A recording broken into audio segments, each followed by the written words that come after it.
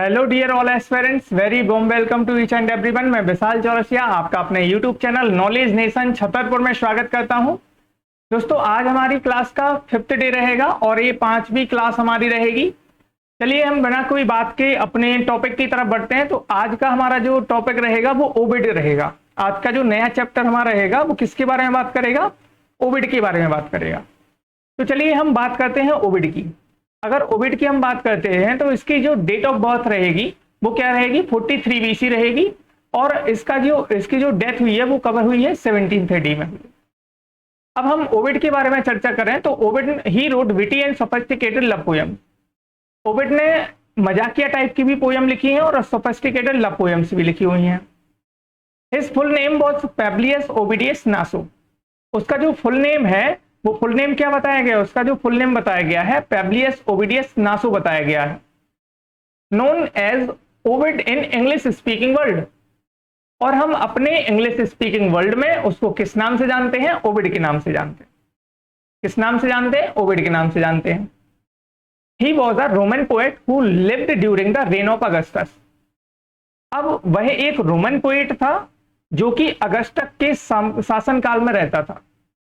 ठीक है, तो अभी तक हमने क्या देखा गाइस? अभी तक हमने देखा कि ओविड का जन्म जो है वो 43 BC में हुआ है और उसकी डेथ जो है वो 1730 के अराउंड फिगर में हुई है।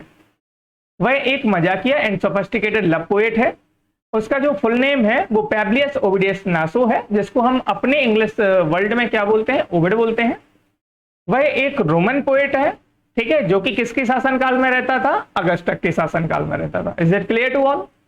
He was a contemporary of Virgil and Horace। ठीक है, इसको हम लोग हॉरेक भी बोलते हैं, हॉरेस भी कई लोग बोलते हैं। तो प्रोनाउंसिएशन पर आप नहीं जाइएगा, आप अपने अकॉर्डिंग प्रोनाउंसिएशन देख लीजिएगा। ऐसे लिटरेचर में बहुत सारे वर्ड आते हैं जिनमें प्रोनाउंसिएशन में बहुत ज्यादा प्रॉब्लम जाती है। ठीक है, तो हमने क्या बोला? He was a contemporary of Virgil and Horace. ठीक है, वह वर्जिल और हॉरेक का समकालीन था, है ना।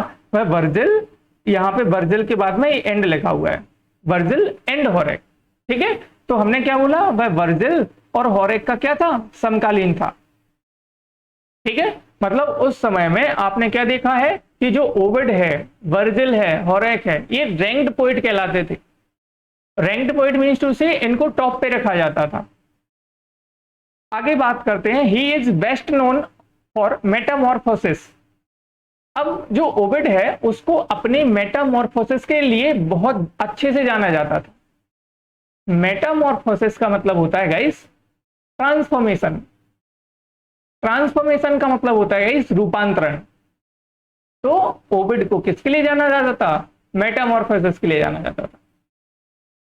A 15 book continuous mythological narrative written in the meter of epic। तो महाकाव्य के मीटर में, है ना, आपकी ये पौराणिक गाथाएं लिखी गई हैं। महाकाव्य के मीटर में ये पौराणिक गाथाएं लिखी गई हैं, जो कि कितने बुक में? एक 15 किताबों में, 15 किताबों में कंटिन्यूस आती हैं। ठीक है, ओवरऑल कितनी किताबें बनाई गई हैं? 15 किताबें बनाई गई। And for collections of love poetry and elegiac couplets. और लव पोएट्री का कलेक्शन ये भी हुआ है। ठीक है, कौन से कपलेट में? एलेजिक कपलेट में। कौन से कपलेट में? एलेजिक कपलेट में हुआ है, स्पेशली द एमोरिस। ठीक है, और एमोरिस इसमें से स्पेशल आपके कौन है? जैसे एमोरिस हो, लव अफेयर्स हो गया, एंड आर्ट्स एमोरेशिया हो गया, द आर्ट ऑफ लव हो गया। The metamorphosis remains one of the most important source of classical mythology. जो मेटामॉर्फोसिस है वो one of the most important source है क्लासिकल मैथोलॉजी का। जो मेटामॉर्फोसिस है गाइस वो one of the most classical क्या है? मैथोलॉजी है और सोर्स है इंपॉर्टेंट। आगे बढ़ते हैं, हम आगे देखते हैं आगे क्या बात होती है। He was the first major Roman poet to begin his career during the reign of Augustus। ठीक है, बात क्या हो रही है कि he was the first major Roman poet, है ना। वह एक ऐसा प्रमुख रोमन पोएट था जिसने अपना करियर बिगिन किया, करियर शुरू किया अगस्टस के शासनकाल में। द फास्ट, यहाँ फास्ट नहीं है गाइस, यहाँ फास्टी है। The फास्टी books of days, DAYS, days. The फास्टी books of days, दिनों की एक किताब। A sixth book, Latin poem, remained incomplete with calendar structure. Calendar structures के साथ साथ आपकी जो फास्टी बुक है ना, इस जो फास्टी बुक्स की आपकी जो 6 बुक बनाई गई हैं लैटिन पोयम, रिमेन्ड इनकम्प्लीट, मतलब ये भी इनकम्प्लीट रह गई हैं किसके साथ साथ, कैलेंडर स्ट्रक्चर्स के साथ साथ। मतलब ओविड की जो फास्टी पोयम बताई गई है, बुक्स ऑफ डेज जो बताई गई है, जो कि 6 किताबों में बताई गई है, ठीक है, ये कैलेंडर स्ट्रक्चर के साथ साथ इनकम्प्लीट रही है। मतलब कैलेंडर स्ट्रक्चर भी आपका इनकम्प्लीट रहा है और आपकी ये books of days the Fasti book जो बताई गई है ये भी इनकम्प्लीट रही है। Tristia and Epistulae ex Ponto are known collection, are known होगा यहाँ पे, are known collection of elegies, है ना। यहाँ पे आपका ये ट्रेस्टिया हो गया, एपेस्टेलिया हो गया, Epistulae ex Ponto are collection of elegies in the form of complaining letters for his exile. His shorter work include Remedia, और उसका एक शॉर्टर वर्क भी है रेमेडिया। कौन सा वर्क है guys, Remedia. Amoris cure for love, और आपका और कौन सा है, एमोरेस है, cure for love. The curse poem भी है इसकी, कर्स पोएम कौन सी है, आइविस, ठीक है। एन एडवाइस पोएम, और एक एडवाइस पोएम कौन सी है, ऑन वुमेन्स कॉस्मेटिक्स, और एडवाइस पोएम कौन सी है, on women cosmetics. He wrote the lost tragedy media, ठीक है, उसने एक लॉस्ट ट्रेजेडी भी लिखी है जिसका नाम क्या है, मीडिया है। द हीरो आइडियाज और Epistulae Heroidum is the collection of 21 poem in elegiac couplet. Tristia sorrow consist of 5 books, जो ट्रिस्टिया है वो कितनी किताबों में है, 5 किताबों में, रिटन ड्यूरिंग ओविड्स एक्साइल इन टॉमस। अब बात करते हैं मेटामॉर्फोसिस की। अब बात किसकी करते हैं गाइस, अब हम बात करते हैं मेटामॉर्फोसिस की। अब अगर हम मेटामॉर्फोसिस की बात कर रहे हैं तो आपको अभी जस्ट आपने पढ़ रखा था कि जो मेटामॉर्फोसिस है, मेटामॉर्फोसिस के लिए ओविड को जाना जाता है। मेटामॉर्फोसिस का मतलब होता है रूपांतरण। मेटामॉर्फोसिस का मतलब क्या होता है गाइस, रूपांतरण। Is a narrative poem beginning with the creation of the world and ends in Ovid's time.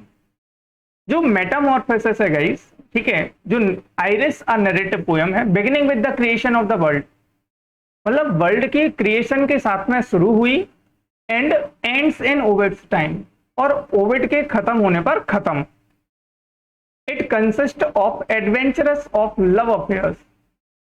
इसमें क्या क्या है, इसमें लव अफेयर्स के बारे में बताया गया है, ऑफ डेटीज एंड हीरोज, ठीक है। अब किसके लव अफेयर के बारे में बताया गया है, देवताओं के और नायकों के। More than 200 tales are taken from Greek and Roman mythology. 200 कहानियों से अधिक ग्रीक और रोमन मैथोलॉजी से ली गई है। And these were the greatest source of mythologies renaissance writer, ठीक है। मतलब मेटामॉर्फोसिस का मतलब रूपांतरण से होता है, और इसमें क्या बताएंगे, 200 से भी अधिक कहानियां बताई गई हैं, ग्रीक और रोमन की पौराणिक कथाएं बताई गई हैं। और इसमें वर्णन किसका किया गया है, इसमें जो एक्सप्लेनेशन किया गया है वो हीरो का किया गया है, मतलब नायकों का किया गया है, और देवताओं का किया गया है, और उनके प्रेम प्रसंगों का किया गया है, ठीक है। तो हमने अभी तक क्या पढ़ा, एक बार हम उसका पूरा एक बार क्विक रिवीजन करेंगे। हमने सबसे पहले ओविड के बारे में जाना। हमने बोला ओविड का जन्म कब हुआ, 43 BC के अराउंड हुआ है, और उसकी जो डेथ हुई है वो कब हुई है, 17th AD के अराउंड हुई है। उसने मजाकिया एंड सोफिस्टिकेटेड लव पोएम्स लिखी हैं, और उसका जो फुल नेम है पेब्लियस ओविडियस नासो, जिसको हम इंग्लिश में, अपने इंग्लिश के वर्ल्ड में उसको क्या बोला जाता है, स्पीकिंग वर्ल्ड में ओविड बोला जाता है। ही was a Roman poet who lived during the rain of Augustus, ठीक है।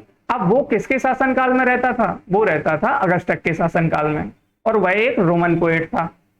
ही was a contemporary of Virgil and Horace, ठीक है। वह किसके समकालीन था, वर्जिल और होरेक के समकालीन था। अब उसने क्या किया है, उसने बहुत सारी क्या लिखी हैं, continuously mythological narrative written in the metre of epic, है ना। तो महाकाव्य के मीटर में उसने कितनी पौराणिक गाथाएं लिखी हुई हैं, कम से कम 15 किताबों के अंदर। उसमें से और क्या क्या दिया गया है, कलेक्शन ऑफ लव पोइट्री का कलेक्शन है, एंड एलिजिक कपलेट्स में उसमें से स्पेशली कौन कौन से हैं, जैसे एमोरेस हो गया, लव अफेयर्स के बारे में बताई गई है बात, है ना। आर्ट एमोरिशिया हो गया, द आर्ट ऑफ लव के बारे में बताई गई है। The metamorphosis remains one of the most important source of classical mythology. पर आगे क्या बात हुई है, आगे बात हुई है कि वो एक मेजर रोमन पोएट है जिसने अपना करियर बिगिन किया है अगस्टस के रेन में। और द फास्टी ऐसी एक किताब है जिसकी 6 किताबें बनाई गई हैं जो कि इनकम्प्लीट रही है कैलेंडर स्ट्रक्चर्स के जैसे, है ना। और आगे उसने क्या चीजें बताई हैं जो कि मैं आपको बहुत अच्छे से समझा चुका हूं। तो दोस्तों, अगर आपको ये सेशन अच्छा लगा तो लाइक करें, कमेंट करें और अपने ऐसे दोस्तों तक शेयर करें जिसको इनकी बहुत ज्यादा जरूरत है, ठीक है। तो आपको ये जो क्लासेस हैं गाइस, बेसिक्स से सारी चीजें, बेसिक्स से लेके एडवांस तक की बताई जाएंगी आपको। मैं आपको इन क्लासेस में चैप्टर वाइज चैप्टर लेके चलूंगा जिससे आप लोगों के एक एक पॉइंट क्लियर होंगे।